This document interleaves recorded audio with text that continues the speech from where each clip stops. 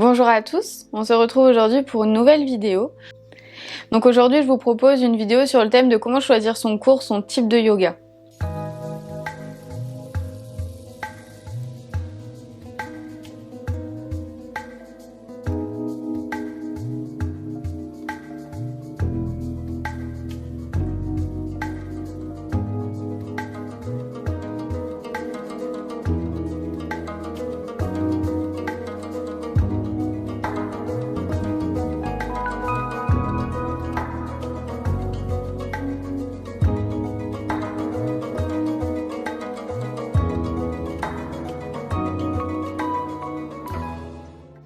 Le yoga que vous préférez, le prof que vous préférez et vraiment choisir ce cours-là en fonction de tous ces critères-là.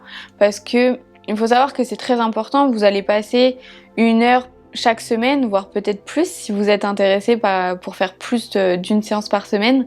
Vous allez passer 1 heure avec ce prof-là à pratiquer du yoga, à vous recentrer sur vous-même, sur votre corps, sur votre respiration.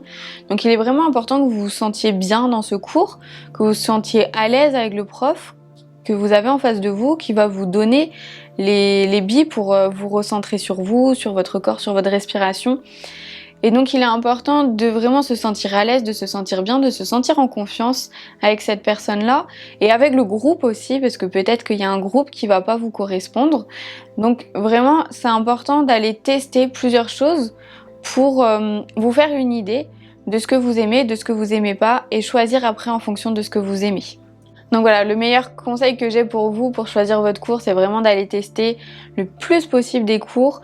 Je sais que au début de la saison, donc notamment dans les associations sportives, début de saison, donc en septembre, il y a des cours gratuits, des essais que vous pouvez venir faire. Vous faites un essai gratuit, comme ça vous donne une idée. Vous pouvez aller faire plusieurs essais, vous allez tester un petit peu différents cours. Après pour les studios de yoga, alors ça dépend, il y en a qui font des essais gratuits, il y en a également qui font des essais, ça coûte 5 ou 10 euros, ça reste quand même assez minime, vous en ferez peut-être moins des séances d'essais, mais ça reste une somme très minime qui va vous permettre après de bien choisir votre cours et de ne pas vous inscrire dans un cours, dans une séance qui ne vous conviendra pas. Après, je sais que par exemple sur Paris ou dans les grandes villes, il y a la possibilité de prendre une carte dans le studio de yoga et d'aller au cours qu'on veut, et à chaque fois la carte est tamponnée ou alors on s'inscrit sur un site spécifique au studio. Donc voilà, ça vous permet d'aller quand vous voulez, d'assister à n'importe quel cours proposé durant la semaine. Donc ça peut être un cours de Hatha Yoga, un cours de Yin Yoga, un cours de Vinyasa, d'Ashtanga. Voilà, vous choisissez le cours que vous voulez. Peut-être que cette semaine vous avez envie de plus de tranquillité, donc de faire un cours qui est beaucoup plus calme, par exemple comme du Yin Yoga. Et il y aura peut-être une semaine où vous êtes très dynamique, vous avez envie de bouger et là vous allez faire une séance de Vinyasa. Donc c'est vrai que cette formule-là qui est un petit peu à la carte, on va dire, peut-être très bien, peut-être peut vous convenir, mais il y a d'autres personnes qui ont besoin que ce soit un rituel toutes les semaines avec tel professeur, tel groupe, etc.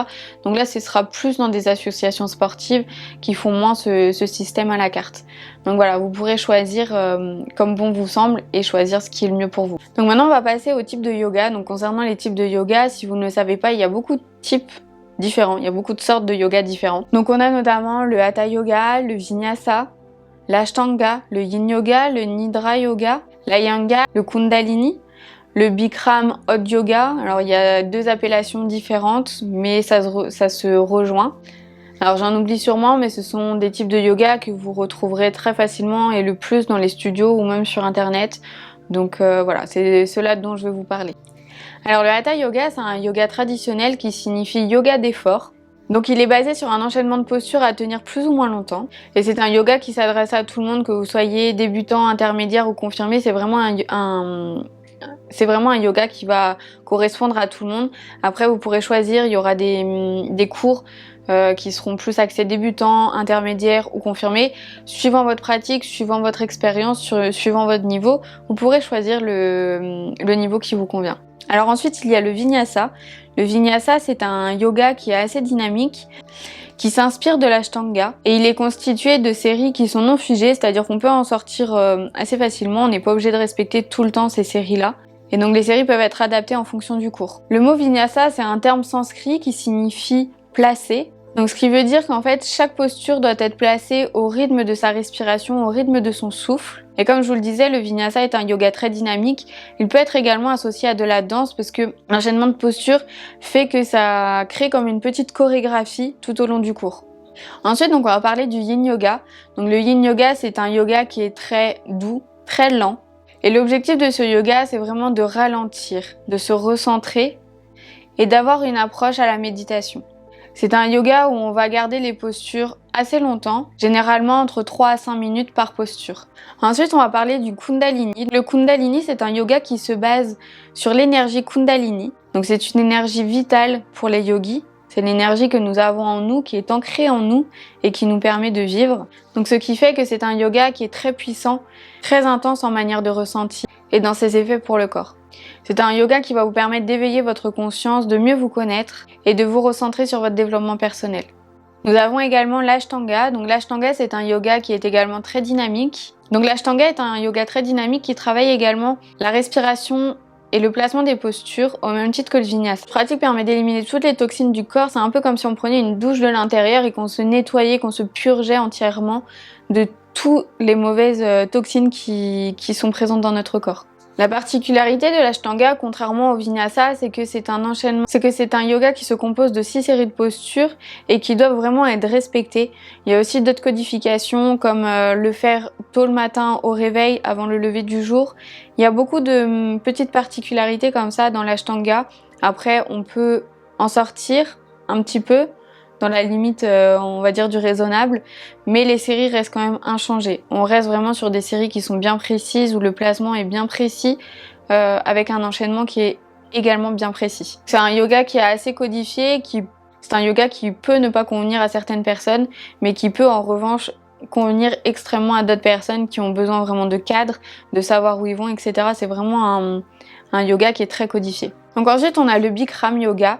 Donc le Bikram yoga, qui est aussi appelé Hot yoga, est un yoga qui est basé sur 26 postures, 26 asanas. Donc la particularité de ce yoga, c'est qu'il s'exerce dans des salles qui sont ultra chauffées, à 40 degrés, avec un taux d'humidité qui doit être également respecté. J'ai pas le taux d'humidité en tête, mais voilà, c'est vraiment... c'est un peu comme un hammam, on va dire. On ressort de là, on est transpirant, on est trempé. Et ce qui a l'avantage d'améliorer la flexibilité des articulations et des muscles, mais également de supprimer toutes les impuretés qu'on peut avoir dans notre corps. Donc comme tout à l'heure l'Ashtanga, de purifier tout notre corps. Et également de favoriser le mouvement. C'est vrai que quand il fait chaud, notre corps va être beaucoup plus malléable, on va dire. On va pouvoir peut-être descendre un petit peu plus dans la posture, vraiment aller un petit peu plus loin dans les postures, alors que quand il fait froid, notre corps est beaucoup plus raide, donc on a plus de mal à descendre. Donc là, notre corps est vraiment chaud du fait de la chaleur extérieure, mais aussi de la pratique, et donc on peut aller beaucoup plus loin dans les postures. Il nous en reste encore deux, donc il y a le Nidra et le Iyengar. Donc je vais à présent vous parler du Nidra Yoga. Donc le Nidra Yoga, c'est une méthode de relaxation qui permet de lâcher prise. C'est une méthode qui est différente que la méditation, puisque la méditation, les résultats vont apparaître dans un laps de temps, on va dire un petit peu plus long que les effets du Nidra Yoga. C'est un yoga qui nous permet de nous reconnecter beaucoup plus profondément à nous-mêmes, à notre corps, à notre esprit, à notre respiration. On peut l'appeler aussi de temps en temps, on peut l'entendre sous le terme de yoga du sommeil, puisque c'est un yoga qui va permettre de nous régénérer. C'est-à-dire que une séance de 45 minutes, 1 heure va nous permettre d'avoir l'équivalent d'un cycle de 2 heures de sommeil profond. Donc c'est vraiment une pratique qui est intéressante pour les personnes qui ont du mal à dormir, qui sont fatiguées, qui ont besoin vraiment de se régénérer. Et donc je vous le conseille si vous avez besoin de vous reposer un petit peu. Et donc on va passer au dernier, l'Iyengar. Donc l'Iyengar, c'est un yoga qui est basé sur l'alignement et la précision. Donc c'est une pratique qui est très rigoureuse et qui permet vraiment de se réaligner correctement. C'est également un yoga qui utilise beaucoup de matériel. Donc comme j'ai pu vous le présenter dans une précédente vidéo, donc comme les briques, les sangles, ça va être des chaises aussi, des coussins. Voilà, il y a tout un type de matériel qui est vraiment utilisé dans cette pratique de yoga, l'Iyengar, pour vraiment vous aider à vous réaligner, à ne pas trop vous désaxer et vraiment rester dans cet alignement du corps, de la colonne vertébrale, des articulations et ne pas aller plus loin que ce que le corps ne supporterait pas. Donc voilà un petit peu les différents types de yoga. Il en existe sûrement d'autres que je ne connais pas forcément. C'est vrai que le yoga est un sujet qui est extrêmement vaste de par sa pratique, sa spiritualité, sa philosophie. C'est vrai qu'il y a énormément de choses à apprendre. J'en suis vraiment qu'au début. Et je pense que des professeurs qui sont formés depuis des années et qui lisent énormément de livres, etc., sont encore loin de tout connaître. Donc il y a vraiment un grand chemin à faire dans le yoga et c'est ça que je trouve vraiment intéressant, on en apprend toujours tous les jours. Donc j'espère que cette vidéo vous a plu, qu'elle a pu vous aider à choisir quel type de yoga pourrait vous correspondre, pourrait répondre à vos attentes. Et donc j'espère vous avoir donné les informations nécessaires pour faire votre choix, pour aller tester différents yogas et pouvoir vous aiguiller un petit peu plus. Je vous dis à demain. Namasté.